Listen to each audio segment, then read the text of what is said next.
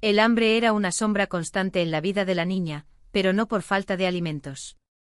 Simplemente no sabía qué era la verdadera saciedad. Guerra y cosechas. La gente arruinada incluso se había robado el recuerdo del pan caliente en la mesa. Ya Genka tenía un ritual sagrado, cada noche antes de irse a dormir, veía ante sus ojos que trozo de pan con trozos de azúcar que su madre le empujaba murmurando en voz baja. Advertencia, no te vayas a la cama con el estómago vacío, hijo, porque si no, el hombre del saco vendrá a ti. Y no fue una sorpresa, a los 15 años, el apetito de un niño es un bestia que no conoce límites. Cuando su madre empezó a maldecir el aire contaminado de la fábrica y la maldad del jefes, Genka ya estaba subiendo al ático, donde lo esperaba un público selecto, los chicos más audaces de la isla, supervivientes de los bombardeos, los únicos que todavía tenían coraje para reírse de la muerte. Llegó con aire de superioridad, se acomodó en él. Tronó una vieja caja cerca de la chimenea que escupe humo y, con gestos reales, distribuyó los restos de pan duro que escondió en sus manos. Los chicos, ansiosos, devoraba cada migaja mientras Genka contaba sus historias épicas sobre el tío Vitia, el espía que casi capturó a Hitler sin ayuda de nadie. Incluso el pequeño Vaska, temeroso y frágil, se atrevió a susurrar: Genka, háblame de Babka Lukieria, por favor. Y él, ríe, cumplió con el pedido. Pero mientras Genka reinaba en el desván, su madre, Lukieria, lloraba en silencio, maldiciendo el destino que le había robado el amor. Desde pequeña le habían prometido Fiodor, hijo del viejo Selan, en un acuerdo entre familias sellado con juramentos y advertencias de mujeres mayores: no arruines la felicidad de otras personas, niña. Pero el corazón no obedece reglas. Lukieria, testaruda y apasionada, acabó en choza de la vieja Teikova, la adivina ciega de Taikovo, hermana adoptiva de Cynthia Corne. En busca de respuestas. La anciana, sin embargo, lo evitó, quejándose de que no veía nada. Que sus aguas estaban turbias. No vayas tras eso, Fiodor, niña, está oscuro. ¿Qué te espera?, insistió mientras Lukieria, desconfiada, miraba el cubo de agua y musgó. Habla rápido, vieja. ¿Qué escondes? ¿Es por Fiodor que me avisó o por otro cosa? Teikova, con un profundo suspiro, sacudió la cabeza: tu camino es con un hombre marcado. Señales oscuras te persiguen. Enterrarás a tu marido y ni siquiera una tumba encontrarás para llorar. Mi agua no miente, niña. Lukieria, furiosa, arrojó el cubo en el suelo. Mierda. Voy tras mi Fiodor y nadie me detendrá. La anciana se santiguó, cubrió el agua derramada con un paño limpio y murmuró severamente: que así sea, entonces. Pero recuerda, lo que el hombre no puede cambiar, solo Dios lo decide. Un año más tarde, Lukieria dio a luz a un niño frágil y enfermo que apenas podía respirar. Su padre, Fiodor, sirvió como guardia fronterizo, demasiado lejos para salvar la frontera. Hijo. La madre lo intentó todo: bendiciones, leche de cabra, hierbas recogidas a medianoche, amuletos cosidos a la ropa del bebé. Nada sirvió de nada. El médico del pueblo, después, examinando al niño con mirada culpable, se limitó a negar con la cabeza: ese no se quedará. Lukieria se rebeló. ¿Cómo puede Dios ser tan cruel? ¿Cuál fue tu pecado? Tener amado Fiodor. Se ha casado con él en la iglesia, como lo exige la ley de Cristo. Si fuera entonces la mitad del mundo merecía un castigo. Desesperada, cuando el hijo ya estaba a las puertas de la muerte, recordó a la vieja Teikova y su magia prohibida. Esa misma noche, llevó al niño en brazos y partió hacia la ermita, abandonado en los pantanos, donde una capilla en ruinas albergaba un árbol maldito, un esqueleto negro temido por todos. Dijeron que se vengaba de cualquiera que se atreviera a tocarla, pero Lukieria no tenía nada que perder. Pasó toda la noche allí, entre susurros y sombras. Al amanecer, milagro, el niño abrió los ojos, lloró mucho, como si despertara de un sueño profundo. Fiodor, al enterarse del rescate, abandonó la patrulla y regresó a su casa. Unirse a un equipo de carpinteros que viajan entre Arangelsko y Kolmogori. Y Kargopol. Era una antigua hermandad, fundada en tiempos del zar Pedro el Grande. Grande para construir un astillero a orillas del río Sarsin. Los hombres vinieron de 5 aldeas repartidas alrededor del lago Sirse, un espejo de agua sin nombre tan natural como el aire o la tierra, que los lugareños creían que era el útero. ¿De dónde nacieron? Decían que el lago elegía a sus favoritos, quien entraba en él se bañó con respeto y encontró suerte, quien lo desafió fue tragado por su aguas. A Lukieria le encantaba ese lago. En los días en que el anhelo por Fiodor la consumía como veneno, las olas se volvieron grises, agitadas. Pero cuando el equipo regresó con él, con los bolsillos llenos de monedas, el lago brillaba y sus risas resonaban como campanas.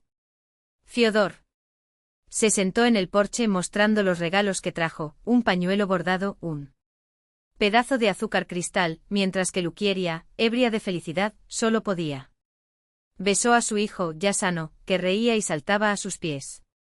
¿Qué pasa, loca?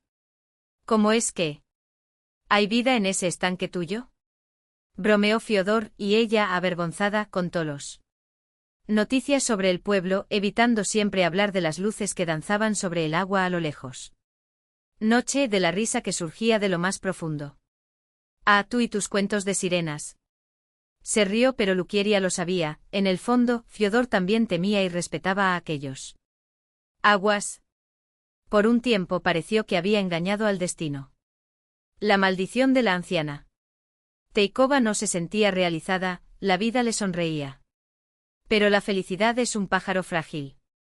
La tragedia llegó con la construcción del futuro, el ambicioso complejo celulósico de Arangelsko, orgullo del plan quinquenal, comenzó a construirse a orillas del río Lago. La noche de la Troisa, después de la ceremonia de lanzamiento de las primeras apuestas, el ingeniero jefe y el contable, ebrios de vodka y triunfo, decidieron bañarse en el lago. Nunca volvió a salir. La mujer juró que algo la derribó, que las manos unos invisibles la arrastraron a las profundidades. La comisión de Arangelsko ignoró la informe atribuyendo la muerte a un accidente, pero por precaución, decretó, el lago debería ser castigado. Era un peligro ideológico, un desperdicio de tierra que podría ser convertidos en pastos para el ganado Olmogorsky, alimento para los trabajadores. Progreso para la patria. Los viejos de los pueblos, ya acostumbrados a ver iglesias arder y santos drogados, no se sorprendieron. Esperaban resignados la llegada del Antecristo. Los más jóvenes, sin embargo, vibraron con la promesa de un futuro calculado por la ciencia, donde la felicidad se distribuiría como raciones. Cuando los trabajadores comenzaron a demoler la presa del molino, el lago se rebeló. Sus aguas se oscurecieron, echaron espuma, las orillas temblaron como un animal herido tratando de escapar. Los vecinos más antiguos se arrodillaron y se santiguaron. Dios nos castiga por no escuchar sus señales. Fiodor, riendo, se metió en el barro hasta la cintura. Desafiante, vamos, sirena. Demuestra lo que tienes. El lago, sin embargo, ya estaba convicto. Y con ello, quizás, la última magia de ese lugar. Durante toda una semana, mientras el lago desembocaba en el río Dvina septentrional, el pueblo vivía en éxtasis. La pesca era tan abundante que los hombres pescaban en cubos día y noche, distribuyéndolos por los patios como si fueran monedas. Tesoro hundido. Y el fondo de la cama reveló sus secretos, aquí una calavera blanca como la luna, allí un collar de perlas de río, aún brillando como lágrimas de un doncella ahogada. El presidente del kolhoz, Prokopi, incluso encontró los restos carbonizados de una canoa que, según contó su abuelo, había sido tragada por las aguas décadas atrás. Cuando un Bodianoy, el espíritu del lago, la había arrastrado al abismo en medio de fiesta de San Juan. Pero la euforia duraría poco. En el apogeo de la fiesta, el hijo de la vieja Kuteikova, recientemente inaugurado como miliciano gracias a sus méritos revolucionarios, ascendió al grado de 5 montes y anunció con voz de trueno que esas tierras, y hasta el alma de Gulia, la viuda del molino, ahora pertenecía al kolhoz. Los artelchiki se rieron intercambiando miradas cómplices. ¿Y quién va a construir las ciudades, ¿Quién va a construir las casas? Si están todos atados al suelo como bueyes. Pero la risa se secó cuando, más una vez, volvieron a escuchar los gemidos provenientes del molino abandonado. Fyodor Rokhnov, embriagado por la victoria sobre el lago y la promesa de una vida nueva al lado de Luquerilla, bebió la felicidad a sorbos tan profundos que una noche, al subir al desván podrido del viejo aserradero, resbaló. Su pie perdió el agarre sobre la viga y sus compañeros, riendo y cantando, apenas lograron agarrarlo por el cuello de la camisa. Antes de que cayera, lo arrastraron escaleras arriba entre risas, sin darse cuenta de que el hueso de su pierna ya se había partido como una ramita seca. Cuando el primero, la sacudida lo hizo gritar, nadie lo escuchó o fingió no escucharlo. Después de todo, Fyodor era inmortal. No fue así. Un héroe que había desafiado las aguas y salió victorioso. Pero el lago tuvo la última palabra. Descendió solo arrastrándose por el barro, dejando un rastro de sangre que serpenteó su camino hacia el pueblo. Al amanecer, golpeó con los nudillos la ventana de Luquerilla. Dedos ensangrentados. Corrió hacia el bosque en busca de hierbas mientras Prokopi y el miliciano Teikov, alertados por el olor a hierro y a la desgracia, siguieron al sendero hasta la cabaña. Lo que encontraron ya no fue un hombre, sino una bolsa de huesos y carne pudriéndose vivos. Lo llevaron al hospital del distrito en un carro que crujía como un ataúd sobre ruedas. Un mes más tarde, Fyodor Rokhnov murió de gangrena, con Luquerilla arrodillada junto a la cama, con los dedos entrelazados a sus como raíces que no quieren soltarse de la tierra. En el funeral sufrió convulsiones. El cuerpo se retorcía como si intentara expulsar algo que le habían metido a la fuerza en la garganta. Durante un año no salió de la isba. No se lavó cara, no se peinaron, no comieron más que las migajas que el hijo de 7 años, Genka, salió por la puerta. El pueblo empezó a llamar la babka Luquerilla. No por respeto, sino por miedo. Porque la mujer que reía a carcajadas y amasaba pan con manos fuertes ahora se había encogido, transformado en una sombra de sí misma, una sombra que en las noches de luna llena, vagaba por el pantano donde antes estaba el lago, murmurando palabras que hacían aullar a los perros y asfixiar a las gallinas en él. Perchas. Y luego vinieron los presagios. Una noche Genka se despertó con el olor a quemado. Tu madre, con los ojos muy abiertos, señaló la valla donde estaba babka Luquerilla, inmóvil como una estaca, atrapado en el suelo. La anciana tenía los brazos extendidos, los dedos retorcidos en garras y la boca se movía en silencios que helaban la sangre. Vete, bruja, gritó él. La madre de Genka arrojando una cacerola con aceite caliente hacia la valla. Pero Luquerilla no se movió. En lugar de eso empezó a saltar, a bailar y a tocar el suelo con los pies. Como martillos oí boditsa. Oí maise. Prosim boli. Gotovite lopatku. Agua, mamá. Agua. Pedimos libertad. Prepara tu pala. Los hombres salieron corriendo, pero era tarde, el granero de los Lomakins ya ardía con altas llamas y el perro de la familia yacía destripado en el suelo, sus entrañas esparcidas como una advertencia. A la mañana siguiente el miliciano Teikov fue encontrado en el río, desnudo, rascándose en la arena, con las uñas hasta sangrar. Dibujó círculos, repitió palabras en un idioma que nadie entendió. Bezaas-Labón. Bezaas-Labón, los hombres más valientes. Intentaron sujetarlo, pero cuando lo tocaron, la sangre brotó de sus oídos, nariz. Como si algo dentro de él estuviera siendo aplastado. Solo se detuvo cuando Luquerilla que nadie había visto en días, apareció en la orilla, de pie en el agua poco profunda, como si no se hundiera. Teikop cayó de rodillas y vomitó sus propios trozos pulmones hasta que Sanya Tarakanov, ebrio de miedo, arrojó una piedra en dirección su. La piedra pasó de largo como si allí no hubiera nada. Y cuando miraron, Nuevo Luquería había desaparecido. Pero el río no lo olvidó. Ese año, para celebrar el 1 de mayo, construyeron un aserradero a 3 kilómetros de distancia, junto al asentamiento de Turdeyevo. Y en el centro de la isla que estaba frente al pueblo donde las aguas del lago alguna vez reflejaban el cielo, construyeron un Palacio de la Cultura de tablas mal clavadas, Templo del Progreso, donde prometieron conferencias con buffet, bailes mansi e incluso una visita al famoso teatro FZSH. Con sus actrices las hermanas Sarapov, cuyos escotes hacían que los hombres de Sirsa.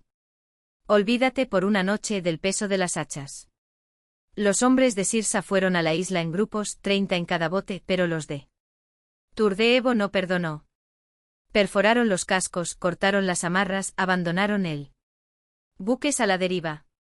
Los Sirsins sí habían aprendido a nadar hacia atrás o, cuando el agua hacía mucho frío, rompieron troncos gruesos y, montándolos como caballos, remaron hacia atrás con los dientes apretados. Hasta una noche tras otra. En la lucha, el miliciano Teikop, el mismo que había sobrevivido al encuentro con Luquería, se rasgó la camisa, trazó un círculo en la arena y empezó a gritar: «Están aquí. No nos dejarán ir». Los hombres se rieron, pensando que era otro de sus crisis, hasta que el suelo tembló. Una ola negra surgió del río y arrastró a Teikop al río mitad y su cuerpo se retorció como si manos invisibles lo estuvieran ahogando en tierra sólida. Entonces se acordaron, su madre era Babka Luquería. Y ella aún no había terminado. El viento cortó como una espada sobre el primer Lesovierz y las olas del río rompieron en los muelles de los muelles con un sonido sordo, como si el agua misma susurrara. Advertencias. La isla, una vez orgullosa de su nombre pomposo, Primera Lesovirja, era un hormiguero de hombres rudos, mujeres con manos callosas y niños que crecían entre aserraderos y el olor acre de la resina. 3 calles de cuarteles abarrotados. Casas de gobierno para aquellos que llegaron hambrientos desde él, con los ojos hundidos y la esperanza colgando de un hilo. Ellos fortificaron el bancos contra la Ledoestia, erigieron una con sala de billar y cine, ampliaron un campo de fútbol donde los marineros extranjeros, incluidos ellos, eran los morenos, jugaban con una destreza que dejaba estupefactos a los locales. A los negros. Cuando el primero de ellos pisó el muelle, toda la isla se detuvo. Los hombres se rascaban la nuca entre la fascinación y el miedo, al fin y al cabo, solo los habían visto en carteles. Propaganda, retratados como demonios capitalistas. Las mujeres hicieron la señal de cruzar y escupir sobre sus hombros, mientras que los niños más atrevidos, como Genka, los siguieron a distancia, esperando que, tarde o temprano, aquellos hombres desollados. Dark terminó en la barricada. Porque todos lo sabían, allí era donde vivía Luquería. Y donde había muertos vivientes, demonios o cualquier cosa que oliera a brujería, estaría la anciana, con sus ojos de lagarto y su risa que helaba los tuétanos. Pero los negros pasaron directamente. Ni siquiera una mirada al cobertizo maldito. Ellos eran directo a la sala de billar, donde el alcohol fluía más libremente que las lenguas. El padre de Genka, después de sobrevivir a Belmorcanal, donde aprendió que el infierno no era una metáfora, juró que ni siquiera el mismo diablo se atrevería a aparecer allí después de un vaso de con medio litro. Hasta Lucifer se arrodilla debajo de la mesa, suele decir. Ríe golpeando la madera con el puño como si sellara un pacto. Pero la madre de Genka no estaba convencido. Para ella, Luquería era la prueba de que ni siquiera la podía barre toda la suciedad de este mundo. Los campos de Solokki podrían haberse tragado él. Últimos y sacerdotes rebeldes, pero ¿la vieja bruja? Este bailaba entre los dedos de La justicia como el humo entre los árboles. Y entonces, como si el destino quisiera darle la razón, empezaron los problemas. En primer lugar, se produjo la desaparición de las herramientas del aserradero. Hachas, sierras, martillos, todo. Se evaporó como si fuera tragado por la tierra. Los hombres se maldijeron, se acusaron unos a otros. Otros hasta que uno de los trabajadores, demasiado borracho para mentir, juró haber visto a Enel. La noche anterior, agazapado junto a los troncos, susurrando a las sombras. Entonces vino la peste en los galpones, ratas del tamaño de gatos con ojos rojos como brasas, que roía las vigas. Las mujeres se agolparon en la capilla improvisada, rezando a iconos manchados de hollín, mientras los hombres, avergonzados de su propio miedo, escupieron en el suelo y hablaron de hasta que una mañana encontraron a en la playa, de rodillas con las manos clavadas en la arena como garras.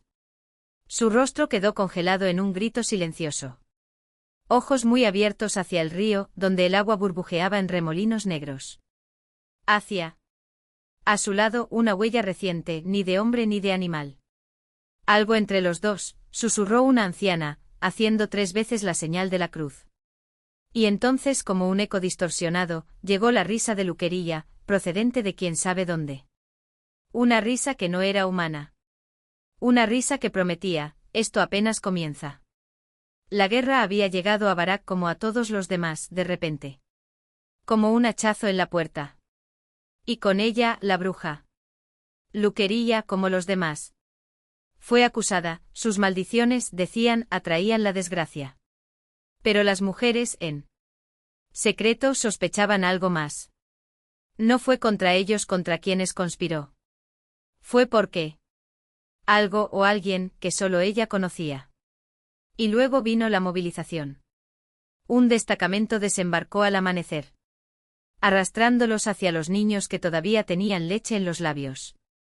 Luquerilla no tuvo tiempo para preparar tus hechizos, para tejer tus defensas. Se llevaron a su hijo, el único. Y. Desde ese día se marchitó. Se hizo oscuro. No por falta de sol, sino porque algo por dentro se pudrió. Pero hubo un detalle extraño, aunque las cartas nunca llegaron, aunque el silencio. Luquerilla sabía que delante había una tumba. Sabías cuando tu hijo tosía de dolor en el hospital. Campaña sabía cuando lo enviarían de regreso al frente. Y él dijo. Mujeres que escuchaban entre el miedo y la esperanza, esperando que a través del notario de la demonios, ella también sabía algo sobre sus propios hijos. Hoy está a salvo. Susurró Luquerilla, mientras las venas de su cuello palpitaban como hilos en una cuerda. Instrumento desafinado. Mañana avanzan. Pero a ti no te pasará nada. ¿Quién la llamó loca? ¿Quién creyó? Hasta que una noche tus ojos adquirieron un brillo de lobo hambriento. A la mañana siguiente la encontraron tirada en el suelo del cobertizo, con una bala alojada en su hombro. Pero no hubo ninguna herida de entrada. No había suficiente sangre. ¿Y cuándo? Luquerilla se despertó, sonrió a pesar del dolor, como si hubiera hecho un pacto ventajoso, él. Ahora estás a salvo, repitió, mientras un sudor frío le corría por la cara. Luego en invierno se le congelaron los dedos de los pies, aunque no había salido del cobertizo. Y nuevamente celebró el dolor, como si cada miembro muerto fuera un homenaje que ahuyentó una muerte mayor. Las mujeres empezaron a murmurar. No fue una mala cosecha, no fue hambre, no fue las bombas alemanas que fallaron en su objetivo, fue ella. Luquerilla desvió el mal con ella. Las artes y el mal, como un río desbordado, buscaron otro cauce. Decidieron actuar. En la cabina de Terentiev hundió un poste de ceniza en los pantanos. En la bañera de Luquerilla esparcen arena santa. Recogieron migas de pan, cerillas y una carta dirigida al famoso sacerdote de Solombala, cuyas oraciones se decían para expulsar demonios. Y. Cuando Sania Tarakanov, el último hombre del pueblo, un burócrata protegido por él, Director del aserradero, ordenó a Luquería ir a buscar heno a la isla, a pesar de la tormenta. Todos lo sabían, era el final. Ella lo sintió. Ella se resistió gimiendo de debilidad, pero la amenaza del tribunal militar la hizo junta. Se olvidaron de enviar la canoa a recogerla. El sacerdote llegó tarde. Bendijo a los niños, bebió cachaca de papa, ungió a los octavo cobertizo con aceite de ballena y la cama de Luquería, donde, decían, solía salir volando a sus sábados. Después de un baño de vapor sagrado, advirtió, si las cosas empeoran, llama a la milicia. Y se fue dejando atrás un vacío mayor que el que ya había existió. Al día siguiente, cuando Luquería regresó con el heno, mojado hasta los huesos, el milagro del sacerdote parecía haber funcionado. La bruja no entró a la casa. Detenido en el umbral, se tambaleó y cayó sobre la arena, como un saco de huesos. Las mujeres tiraron agua en su cara, la golpearon con miedo. ¿Podría ser un truco? ¿El demonio saldría de su cuerpo en cualquier momento? Los chicos levantaron palos, dispuestos a golpear a la chica. Primera sombra que se movió. Pero Luquería se limitó a jadear y echar espuma por la boca. Boca. Se pusieron una astilla de pino entre los dientes para no morderse la lengua. Y. Luego gritó, no de dolor, sino de triunfo, está vivo. Hijo mío, sangre mía. Se arrancó el abrigo y allí, en el cuello, una mancha marrón se extendió como tinta. Derramado. Una marca de muerte, susurraron horrorizadas las mujeres. Ella. Recibí la noticia. Pero no hubo ningún telegrama. No hubo ninguna carta. Hasta que, semanas más tarde, llegó a notificación oficial, murió como un héroe con un disparo en la arteria carótida. La fecha coincidió con el día en que Luquería se había desmayado en el suelo, con la bala que no debería haber estado allí. Su hijo yacía ahora en una fosa común, a miles de kilómetros de distancia. Y Luquería. Comprendí demasiado tarde que ni magia, ni pacto, ni dolor autoinfligido podría cambiar lo que ya estaba escrito. Dios, o lo que sea, gobernaba ese mundo podrido, ni siquiera le daría la muerte como consuelo. Ella comenzó a vivir como una sombra indiferente mientras el río corroía la isla. ¿Dónde? Antes había un campo de fútbol y una guardería, ahora había un corriente fétida que transportaba los restos del aserradero destruido. Las viudas emigraron a Turdellevo. Los cobertizos vacíos se convirtieron en refugios para huérfanos. Del mar, niños recogidos como basura de guerra. La isla se convirtió en un lugar de pasaje, un purgatorio donde cada semana llegaban nuevos fantasmas, algunos de carne y hueso, otros no. La madre de Genka compró una cerradura de granero y una escopeta de 2 cañones. Él, por la noche, cerraba la puerta con llave y dejaba el arma cargada al alcance de la mano. Hasta que noche, después de negarles comida a unos gitanos hambrientos, se van a morir de hambre en otro lugar. Algo empezó a golpear la puerta. Cuando la abrió, no había nadie. Solo el perro de Genka el rojo aulló ante la nada. Luego vinieron los ruidos en la despensa. ¿Ratas? No. Porque continuaron. Después de vaciar los estantes y cerrar todo con llave. Y luego recordaron los ojos del gitano, negros sin fondo como los de quien ha visto el infierno. El sacerdote de Solombala estaba muerto. Solo faltaba llamar al miliciano Kuteikov.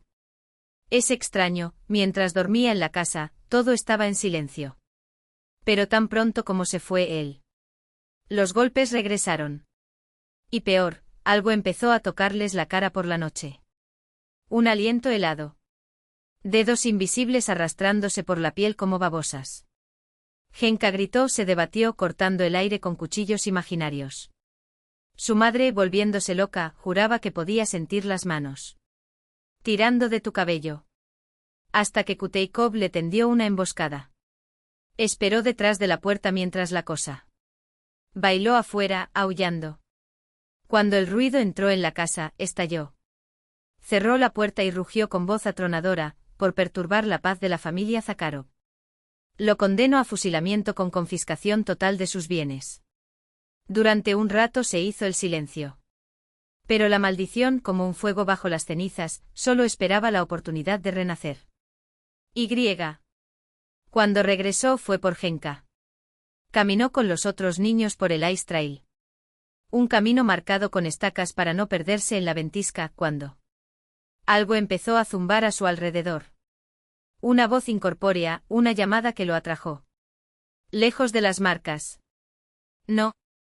Cayó al suelo y se arrastró de regreso al estaca más cercana, pero la cosa lo agarró, lo derribó, lo arrastró como si quería llevármelo para siempre. Sus dedos sangraban sobre el hielo. Sus pulmones ardieron. Y cuando finalmente llegó a la seguridad de la marca, supo con un terror que era más un niño. Ella no había terminado. El vacío lo absorbió con un apetito voraz y los chicos, paralizados, solo pudieron observe cómo todo a su alrededor se quedó en silencio, incluso los murmullos de la escuela, donde Genka temblaba tan violentamente que los niños se escondieron debajo de sus escritorios como ratones delante de un halcón. El maestro Borodavka, pálido como cera derretida, solo podría balbucear, «Dios mío, ¿qué es eso?», mientras los cuadernos volaban como pájaros asustados. En verano, su madre, desesperada, lo arrastró hasta él. Zverosovkov, a 30 millas de la isla, como si la distancia pudiera ahuyentar a los Praga. Tal vez allí, lejos del pantano, se liberará, pensó mientras Genka, cada vez más ausente, ya no reconocía ni a su tío Vitia ni a su prima. Los ataques lo dejaron postrado, delirante por la fiebre, y los días se prolongaban como una sentencia. Hasta que no hubo más opciones. Su madre lo ataba a la cama de la cabaña, encerrándolo como a un animal enfermo, antes de para regresar a la isla. En el octavo cobertizo, la puerta chirrió.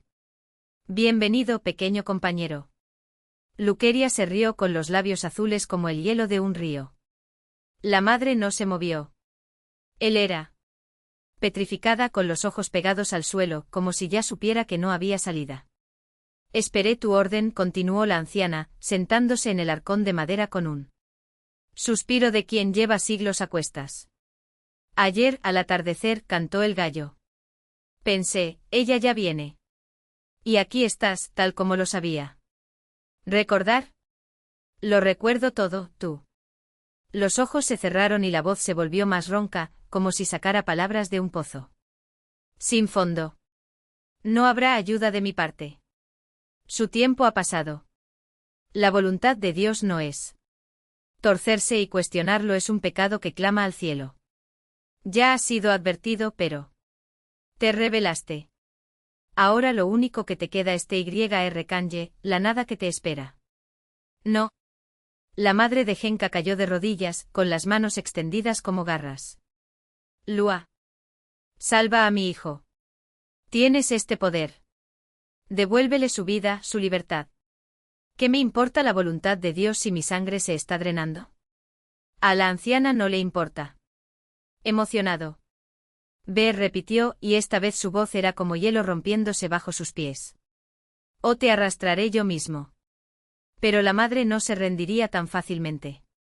«Tomaré todo el castigo. Todo el odio de los cielos sobre a mí. Solo dime que hay una manera». Luqueria se ríe entonces, un sonido seco como ramitas. «Secado al fuego». «Ah, tonto mío. ¿Quieres engañar al destino?» Su grito cortó el aire. Como una espada a medianoche en el pantano tranquilo. De repente tú. Los hombros temblaron. «Oh, qué debilidad es esta», murmuró como si hablara contigo mismo. «Encuentra el rastro de tu hijo. Pero que sea alguien, que sea alguien más pague por ello». «¿Quién?», jadeó la madre con el corazón acelerado. «No existe tal cosa como persona». Luqueria se volvió hacia la pared, con la espalda doblada como una raíz podrida. «Entonces está decidido», susurró. «Vete. Y que Dios te perdone por no escucharme. Antes». La madre llevó a Genka de regreso a la isla como una carga sagrada, el cuerpo del chico flácido sobre tus hombros. Se despertó cuando la proa del barco atravesó la niebla. Ojos muy abiertos, manos apretadas en el aire como si intentara agarrar algo invisible. Las ramas le arañaron la cara, como dedos de bruja que lo arrastraban hacia el bosque. Y. Luego entre los juncos apareció ella, su figura encorvada, sus ojos brillando como brasas en la oscuridad. Genka casi muere de terror. Incluso el perro Rajik aulló y se escapó él. Cola entre las piernas. Cállate, animal. Gruñó Luqueria mientras salía la luna. De altura iluminando las ruinas de la ermita, muros derrumbados, la pequeña capilla en la colina.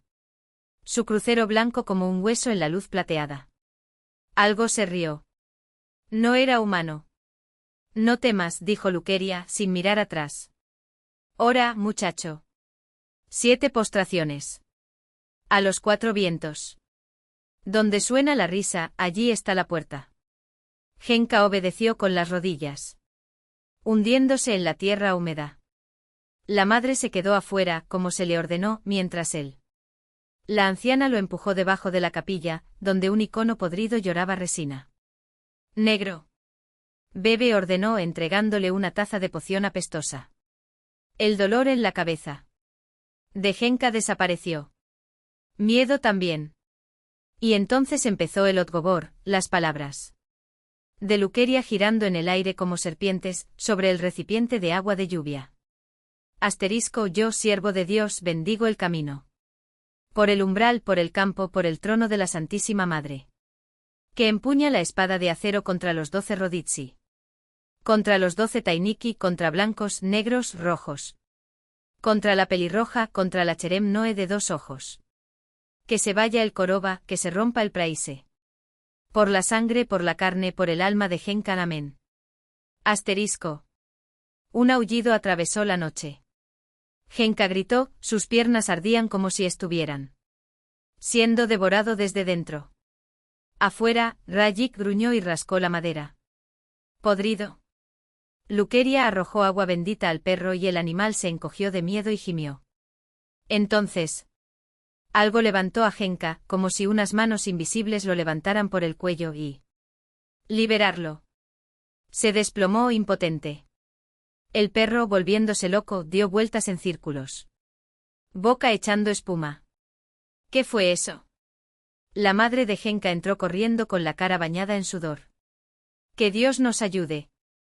Luqueria tosió con un sonido húmedo como si sus pulmones estuvieran lleno de barro. Su piel se oscureció. El estrel jadeó. Él está en esto ahora. Hasta devorarlo por completo. Afuera sonó un disparo. Rajik aulló un sonido inhumano antes de. Al silencio. Me estoy muriendo, se siente como Luqueria suspiró, y por primera vez su voz sonó. Frágil. Llama a tu madre, Genka. El niño se alejó tambaleándose y solo cuando pisó él. El patio se dio cuenta, sus piernas obedecieron. Volvió corriendo, pero Luqueria ya estaba yaciendo bajo el árbol, sus dedos rascando el suelo como si buscara algo perdido. Dame tu mano, susurró. La madre vaciló. Algo en sus ojos, un premonición, la hizo retroceder. Fuera de aquí. Rápido. Al bosque. Los baúles se cerraron detrás de ellos como una jaula. La luna se apagó. Y en la oscuridad, él. La risa volvió más fuerte, más cercana. Dame tu mano. Genka. Una voz llorosa. Arrastrado por el viento. Dame tu mano. El infinito es más fuerte que cualquier cosa, no hay nadie que pueda resistirlo. Genka sonrió, sus labios entreabiertas mientras el aire envenenado de la noche se infiltraba en sus pulmones. En sueño sus brazos se agitaban bajo la manta, como si intentara romperla. Ataduras de carne para volar sobre la tierra helada, sobre la niebla que se lo tragaba todo. La música resonaba, distorsionada, como un lamento llevado por las corrientes de viento. Fue la llamada. Y no podía, no quería, resistirse.